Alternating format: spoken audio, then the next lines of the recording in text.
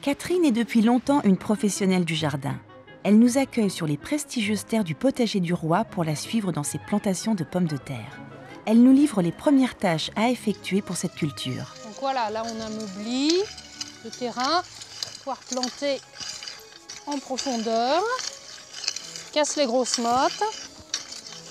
Donc au départ, on procède à un labour à l'automne, hein, et puis au printemps, 15 jours avant, nous procédons juste à un démotage pour affiner la terre.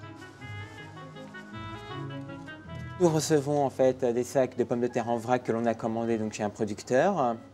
Une fois qu'on les reçoit, donc, on va les mettre de façon verticale pour en faciliter la germination.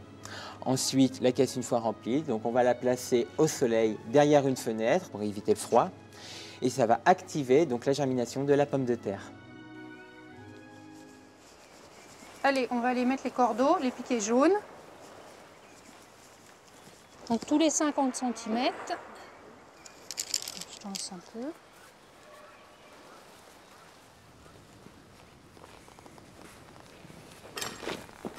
On a un mois et demi pour les planter. Donc les plus précoces, on les plante en premier. Donc ce qu'on a vu au départ à la floraison des lilas. Donc elles mettront 60 jours pour arriver à maturité. Et les plus tardives donc, mettront 120 jours.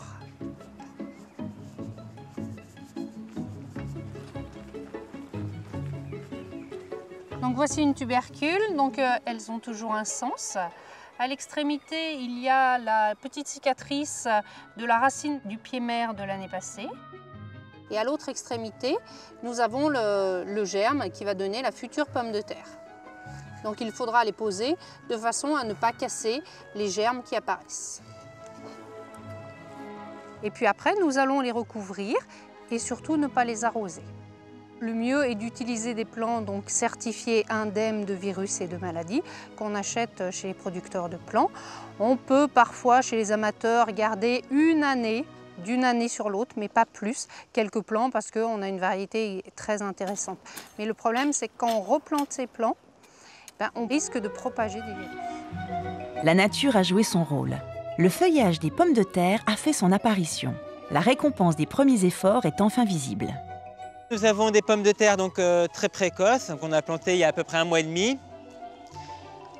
Alors donc là, ça a très bien levé, donc on commence à avoir une bonne taille de feuilles.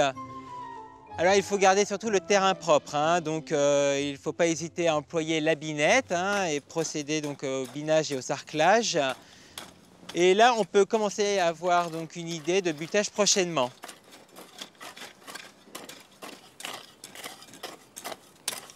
On bute les pommes de terre pour que les tubercules puissent justement s'étaler et qu'ils soient plus gros et qu'ils aient plus de place. En plus, là, nous approchons des seins de glace, donc il faut absolument que ces pommes de terre elles soient un peu protégées. Donc là, nous protégeons le centre de la pomme de terre.